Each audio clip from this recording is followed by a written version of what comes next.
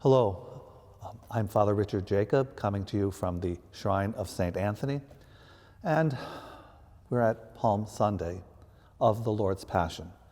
It's this last week of our Lenten season, and when we come together on this Palm Sunday of the Lord's Passion, there are many facets to mark and to celebrate.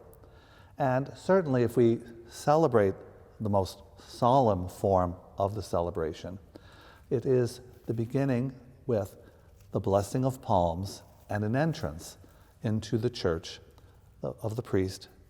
And there's the reading of the first gospel, which is the story of Jesus entering triumphantly into Jerusalem. Then we enter into the actual Mass, the celebration of the Mass, with the liturgy of the Word and with the reading of the Passion of the Lord. Now, this year we are in cycle B, so our reading will come from the Gospel of Mark. The cycles go A, B, and C, Matthew, Mark, and Luke, and every Good Friday we only read the Gospel, the Passion, that is found in the Gospel of John. And many people coming to Palm Sunday get, how can I say, overwhelmed by perhaps the length of the Passion narrative, and there's a choice for the celebrant to either choose a shorter form or a longer form, depending on the congregation. But I ask people, particularly if they're finding it difficult to focus, to concentrate for the entirety of the Passion narrative, I find it helpful if they can focus in on one of the characters. Which of the disciples, what part of the story do you see yourself in, or do you admire? For myself this year, I'm looking at the longer form of the Gospel, of the Passion narrative, and right from the beginning, a character has pretty much jumped out of the page for my notice, for my prayer, for what I want my Holy Week to be. And that is the beginning where it says, when Jesus was at Bethany, reclining at table, in the house of Simon the leper, a woman came with an alabaster jar of perfumed oil, costly, genuine spikenard. She broke the alabaster jar and poured it on his head.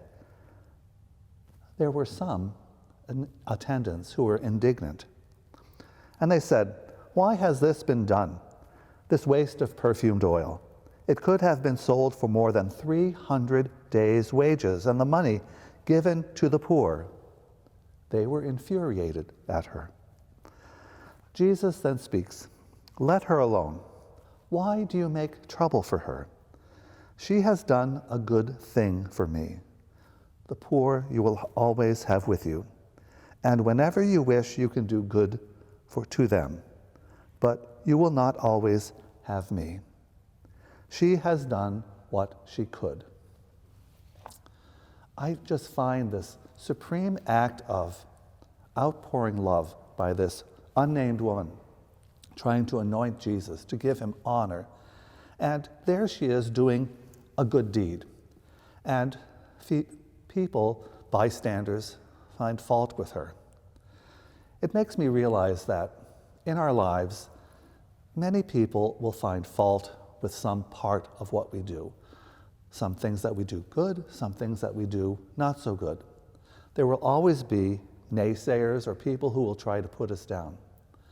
But as long as you and I are focused on doing the good, Jesus is telling us, just as he said to these men, I'm supposing that they're men, criticizing her, let her alone. She's doing good.